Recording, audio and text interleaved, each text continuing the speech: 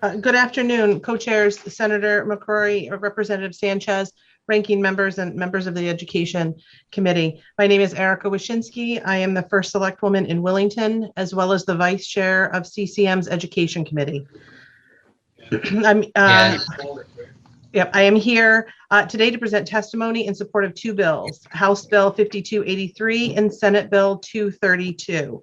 House Bill 5283 would, among other things, address education financial equity by accelerating the phase-in funding of the education cost-sharing grant for towns that are underfunded through 2024 rather than 2027.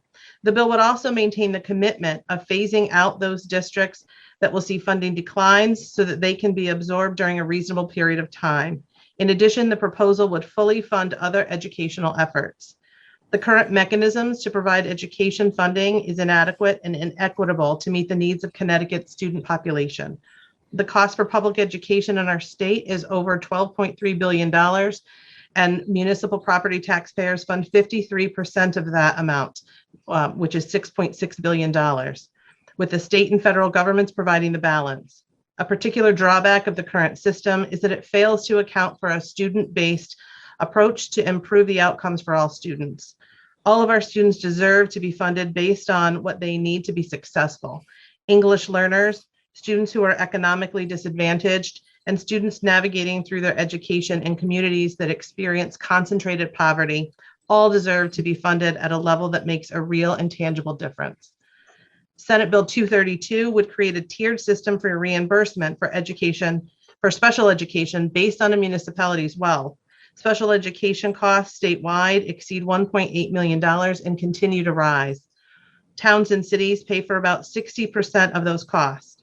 Unforeseen demands for special education services too often result in local budget adjustments, supplementary appropriations, and other extraordinary measures. This is particularly troublesome in smaller towns where the addition of even one special needs student can decimate a budget.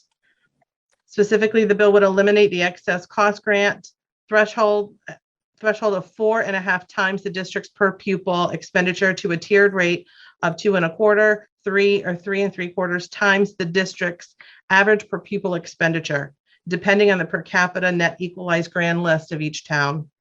CCM has long advocated for a decrease in the excess cost grant threshold to 2.5 times the district's average per pupil expenditure statewide and fully fund the grant. While Senate Bill 232 does not lower the threshold for all towns and cities, it does provide an equitable step towards improving special education funding. Myself and CCM encourages the committee for favorable support of both of these bills. Thank you for the opportunity to speak today.